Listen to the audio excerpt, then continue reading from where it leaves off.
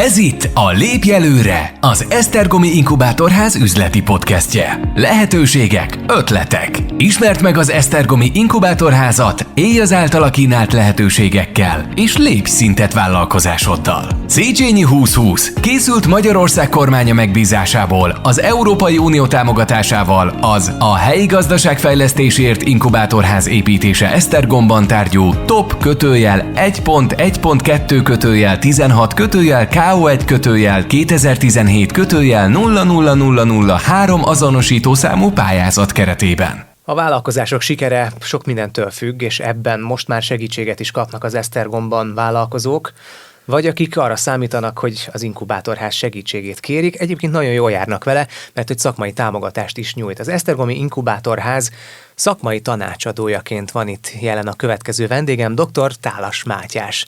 Üdvözlöm Önt! Üdvözlöm, köszönöm szépen a meghívást. Az Esztergomi Inkubátorház, hogy az előző beszélgetésekből is kiderült, egy nagyon-nagyon komoly beruházás, viszont nem csak a helyet adja, ez egyértelműen kiderült, hanem egy elég komplex szolgáltatást is, és ez leginkább a térség fiatal vállalkozóit próbálja megcélozni. Ön hogy fog részt venni ezekben a munkálatokban?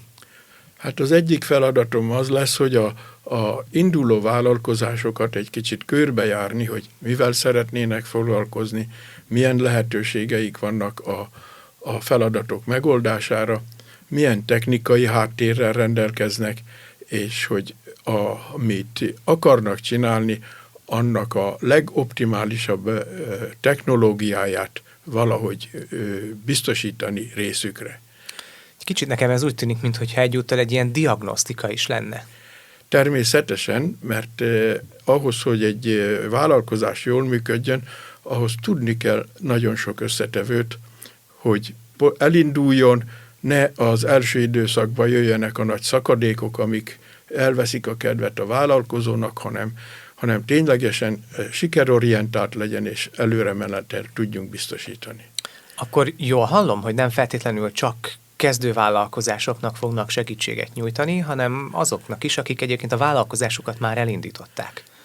Igen. Sajnos a környezetünkben most nagyon sok olyan példát találtunk, hogy megvásárolnak nagyértékű gépet, berendezést, de nem tájékozódnak, hogy a környezetben, mondjuk egy 20 kilométeres körzetben, abból a berendezésből van-e több, le vannak-e azok teljesen kapacitásilag fedve, vagy pedig szabad kapacitással rendelkeznek. Sajnos most egy ilyen kollégával nagyon sokat beszélgetünk, nem járták körbe a dolgot, megvásároltak egy igen értékes 250 000 eurós berendezést, és kiderült, hogy 20 kilométeres körzetben 8 darab ilyen gép van, egyik se használja ki a 100%-os kapacitását. Tehát ilyeneknek segítünk, hogy munkát szerezni, vagy esetlegesen mielőtt belevágnának egy ilyen nagy beruházásba, akkor azt körbejárni, hogy nem-e érdemesebb lenne neki ezt a munkát, amit erre rá akart építeni, a környezetében lévő ugyanilyen gépekkel bérmunkába elvégeztetni. Gondolom nagyon sok buktatója van még, minden egyes ilyen részletre ki fogunk térni, de egy pici előzményt a nézőknek, a hallgatóknak adjunk arról, hogy önnek hogyan gyűlt össze ennyi tapasztalata, hiszen egy nagyon jól működő vállalkozást épített fel, és ebben kérem is a segítséget, hogy milyen profillal, mert ebben nem mozgok annyira otthonosan. Akkor vissza kell mennünk egészen a 1980-as évekbe. Én 1972-ben végeztem Miskolci Műszaki Egyetemen szerszámgépész szakon, 82-ben doktoráltam szerszámgépekből.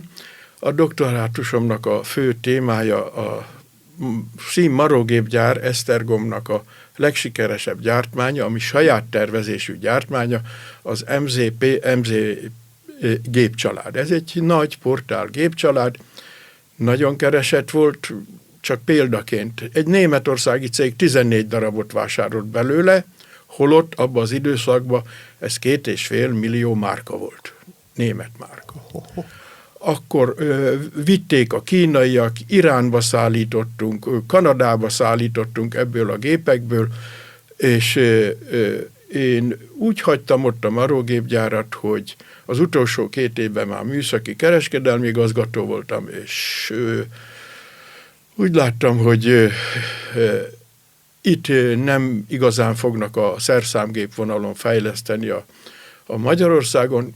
Elmentem Németországba egy papíripari gépgyárhoz, fejlesztési főmérnöknek, és ott húztam le 5 évet. Akkor nemzetközi tapasztalat is volt bőven. Természetesen, mert a marógépgyárnak ott kapcsolatos munkáimmal lényegében bejártam félvilágot. Indiától kezdve Finnországig, Angliáig, Franciaország, Olaszország, Németországban nagyon sokat.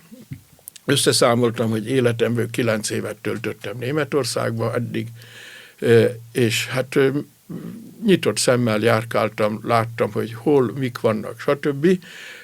A németországi munkáim során kapcsolatba kerültem az ottani inkubációs, meg innovációs rendszerekkel, sőt, ott már nagyba építették akkor kifele az úgynevezett szakmai klasztereket. Uh-huh. Itt már akkor van kapcsolódás egyébként az Esztergomi Inkubátorházzal, mert ugye ezekkel a szavakkal, kifejezésekkel, magával a programmal, tehát most már itt is lehet találkozni. Igen, hát meghívtak az ünnepélyes meghívóra, és ott találkoztam a megbízott vezetővel, és fölajánlottam, hogy nekem milyen tapasztalataim vannak, és hát akkor tudnánk-e valamiben együttműködni. Nagyon tetszett neki a dolog, és rá 2 hétre már személyesen találkoztunk, leültünk, megbeszéltük, hogy mégis hogy lenne, mint lenne. Megegyeztünk, hogy jövő év januárában visszatérünk, és akkor már lényegében átbeszéljük, hogy milyen munkát kellene elkezdeni ott a inkubátorházban. A német precizitás, amiről ilyen nagy ódákat zengenek, az működik, és akkor itthon is kamatoztatható? Hogy mondjam, Németországban se precízebbek, meg nagyobb szakmai hozzáadással tudnak dolgozni az emberek, mint Magyarországon. Ahol Magyarországon minőséget állítanak elő, azok tudják azt a szintet hozni, amit a németek. Nem véletlenül van az, hogy a németek magyarországi beruházásai azok nem piacszerzési témába kerülnek Magyarországra, hanem az olcsó munkaerő. Mert a munkaerőt azt, ha technikai berendezésekkel kiszolgáljuk, az ugyanolyan precízen tud dolgozni itt is, mint Németországban. De egyébként, hogyha kicsit a múltunkra, Magyarország múltjára és gépgyártására tekintünk, akkor azért miért lehetünk rá büszkék? Természetesen, mert nem véletlenül, hogy az Audi a Rábába terepült be lényegébe, ott megvoltak a hagyományai a járműgyártásnak, a motorgyártásnak, a sebváltó, stb. Gyártásnak, minden. De ugyanúgy lehetne folytatni azt is, hogy például Esztergomba miért jött a Suzuki? Mert a Suzuki az lényegében egy hadipari járműgyártó cég, a Labor MIM C telepére települt be. Uh-huh. Tehát ott megvolt a szakembergárda a járműgyártáshoz. A nemzetköziséget egyébként szerintem ön is idejekorán már bekapcsolta a saját vállalkozásába. Szerszámgépekkel foglalkozik ugye a cég, ez a fő profil, de én úgy olvasom, hogy talán Japán? Igen, mikor hazajöttünk Németországból, akkor 95-ben, akkor mi rögtön egy BT-t alapítottunk, szerszámgép kereskedelmi BT. Kint Németországba összejöttünk egy japán kereskedőházzal, a Yamazen kereskedőházzal, és ők felajánlották, hogy a Yamazen által Németországba forgalmazott gépeket kezdjem el Magyarországon árulni. Tehát így indultunk, japán esztergák, megmunkáló központok, köszörűk, stb. Meg sziklaforgácsoló gépek. Ezt azért kell kihangsúlyozni, mert lényegében a fő profilunk a sziklaforgácsoló gépek lettek. Olyan berendezéseket hoztunk Magyarországra, amik szó szerint ismeretlenek voltak, mint gyártó. Tehát akkor nem kellett Japánig elutazni, hanem Németországban már megszületett Németországban mindent megkaptunk, évente kétszer egy-egy hetes tanfolyamra ki kellett mennünk, ahol a legújabb műszaki termékeket bemutatták, ott filmvetítéstől kezdve élőben a gépeket láthattuk, minden Magtech kiállításra, ami 2 évenként van megrendezve Magyarországon, oda adtak gépeket, berendezéseket, megfelelő instrukciókat és technikai segédanyagot. Ez a program, vagy ez a fajta vállalkozásban megfigyelhető stratégia, ez továbbra is fennáll, nem? Tehát, hogy ugyanígy a képzések, a folyamatos fejlesztés, fejlődés az egyébként elengedhetetlen része a vállalkozások fenntartásának. Igen, még most is fennáll. Időközben azonban mi a kereskedelemtől egy kicsit eltávolodtunk, megmondom, hogy miért, mert a BT-t átalakítottuk Kft-vé, és Japán, Magyarországra települt japán cégek kerestek meg bennünket egyedi gépgyártással kapcsolatban. Wow. Ez a Toyoseat nevezetű cég, aki nyergesen is van, a Toyoseat Hungária, és van a Toyoseat Európa Szászhalombattán. Ezeknek gyártottunk még igen színvonalas és nagyértékű célberendezéseket. Tehát itt arra kell gondolni, hogy nem egy sablon gép, amit le kellett gyártani, forgalmazni, hanem hogy egyedi megrendelés alapján önök gyártották le ezeket a szerszámokat. Teljesen egyedi berendezéseket. Egy példát hagy mondjak. A Volkswagen pólók ülése, ez ülésgyártással foglalkozik a Toyoseat, és amikor kész van, akkor emberi szemmel nagyon nehéz ellenőrizni, hogy bent van-e minden csavar, minden patentszem, minden rugó, minden összekötő elem a berendezésben, mielőtt ráhúzzák a szöveteket, műbőrt, stb.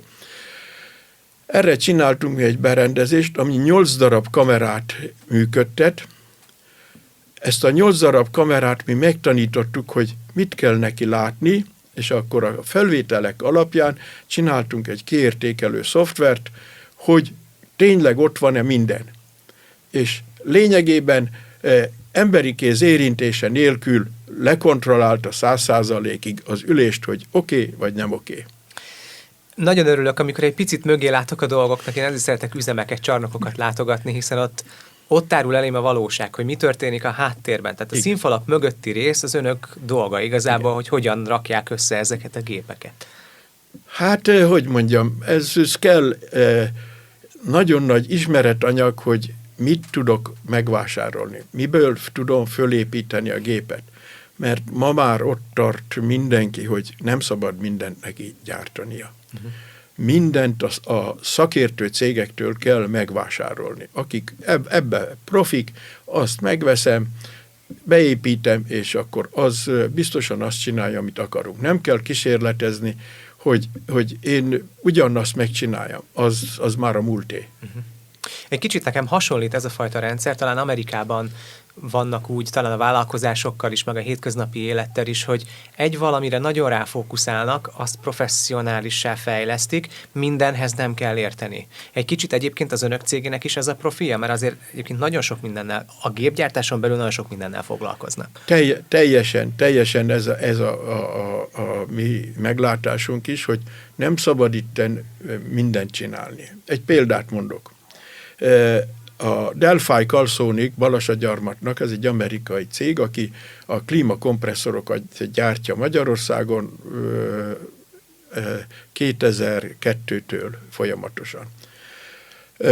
Lényegében 2000-től 2002-ig az összes technikai berendezést mi helyeztük üzembe a Delphi Calsonicnál Balasagyarmaton, és 2012-ben viszont a Delphi bezárta a franciaországi gyárát, onnan áthozott egy csomó berendezést.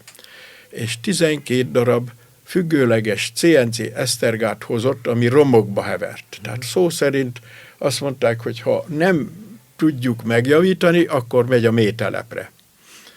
Mi a 12-t úgy felújítottuk, hogy a mai napig dolgoznak vele, és azt mondták, hogy jobb lett, mint amit az eredeti japánok csináltak. Na most ehhez az kellett, hogy a gépet lepucoltuk, letisztítottuk, nem maradt meg csak az öntvényváz, és mindent mi a legmagasabb minőségű vezérlést, hajtástechnikát építettünk be. De itt akkor már benne vagyunk az optimalizálás témájában, nem? Mert egy cégnek, egy vállalkozásnak, főleg, hogyha gépekkel dolgozik, karban-tart, akkor nagyon át kell gondolnia, hogy anyagilag mivel jár jobban, egy új gép beruházásával, vagy esetleg a meglévő gépeknek a karbantartásával, esetleg a romos gépek újra élettel teli lehelésével. Hát, mi sokáig ez volt lényegében egyik fő profilunk a kereskedés mellett, hogy célgépeket gyártottunk, de ugyanakkor régi gépeket alakítottunk át. Régi gépeket alakítottunk át a célnak megfelelően. Egy pillanatra még kanyarodjunk vissza a japán kapcsolatokhoz, mert hogy most már többes számban kell beszélni, nem? Tehát több márka is, több cég képviseletét látják el. Igen. Hogyan alakulhat, hogyan lehet kiépíteni ezt a fajta bizalmat? Mert szerintem, hogyha valaki a nemzetközi piacra bekerül, akkor az már egy nagyon jó jel. Hát úgy, hogy először is a technikai személyzetet azt ki kell képezni, hogy mert ezek a cégek mondjuk a németországi vagy angliai központtal nem nagyon szeretik, hogyha rögtön szaladgáltatni kell ide az ő szerviz hálózatukat. Tehát ehhez kiépítettük úgy a technikai személyzetet, aminek lelke a két fiam volt, egyik gépészmérnök, másik villamosmérnök, és még volt egy villamosmérnök kollega, aki Gyergyószent Miklósról jött. Ők lényegében, ők vitték a krémet, és volt a megfelelő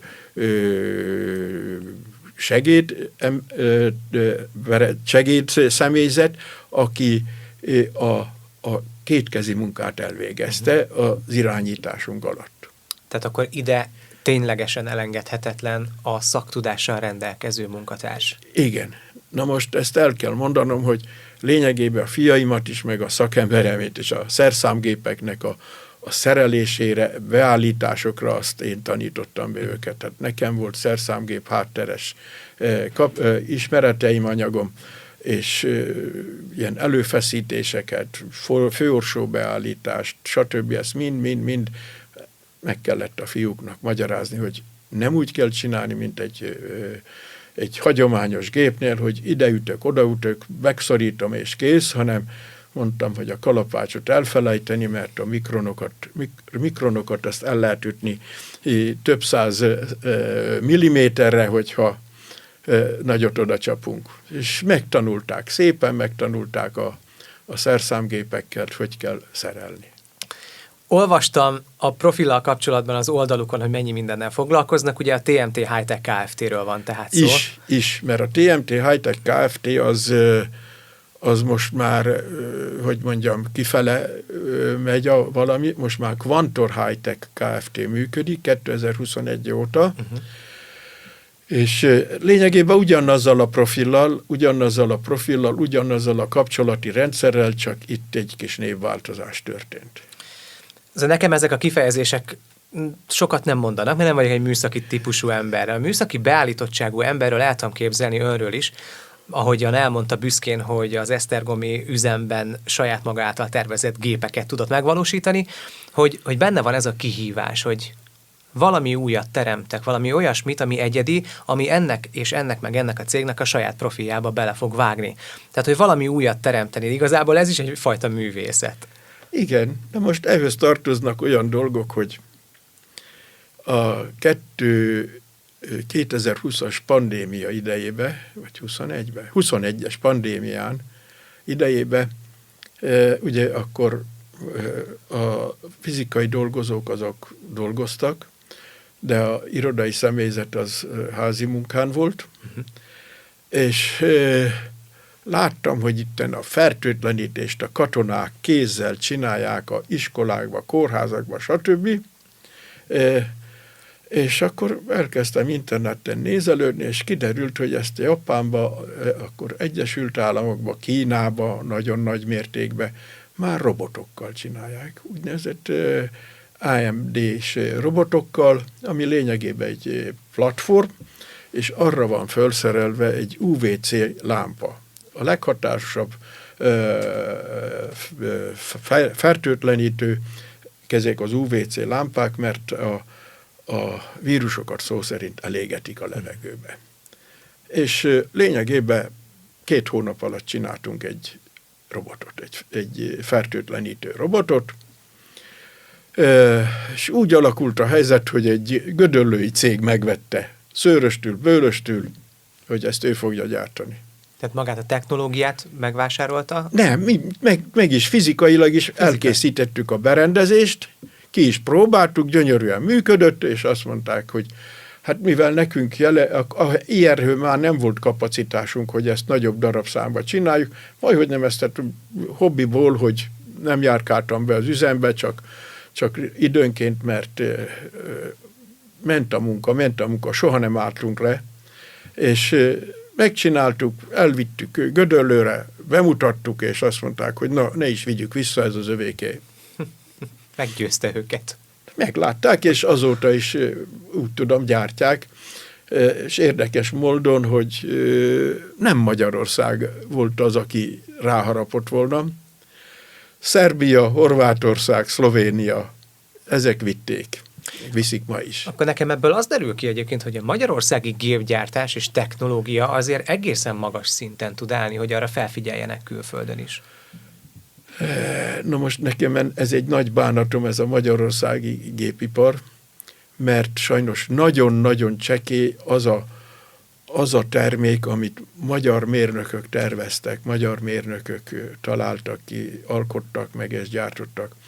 Itt a multik, akik bejönnek Magyarországra, az mind hozza a saját terméket, azt kell csinálni. Tehát lényegében bérmunkát folytatunk.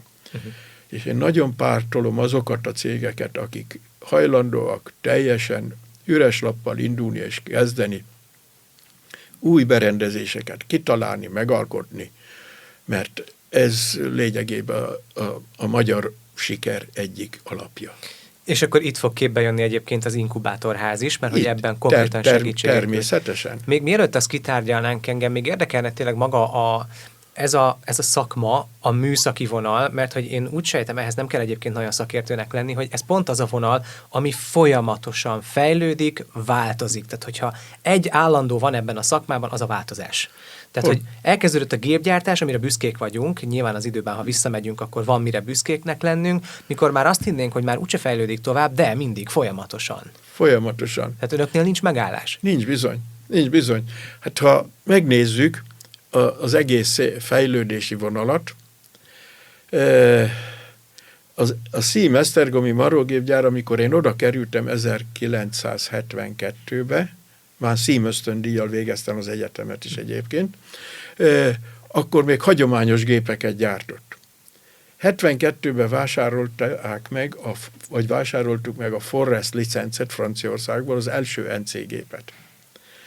Lényegében azért csináltuk ezt, hogy egy nagyot ugorjunk, mert már a csepeli szerszámgépgyárnak megvolt a saját NC gép profilja, és hát marógépgyárban is próbálkoztak, kifejlesztettek egy marógép családot, de megvalósításra már nem volt, és ki lett dolgozva, hogy veszünk licencet. Vettünk is licencet, amivel lényegében Esztergom kiugrott a világpiacra.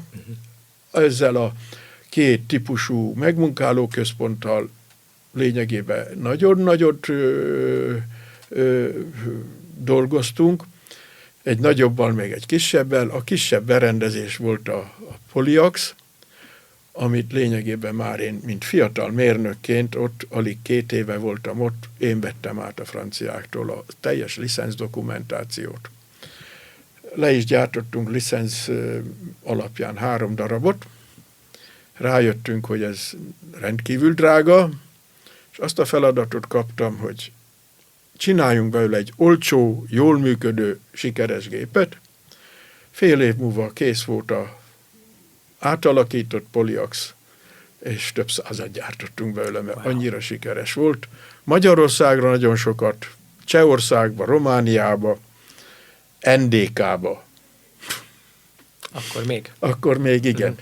Tehát ez egy sikeres termék lett, ami ténylegesen mai napig nagyon sok cég még használja, felújítgatja.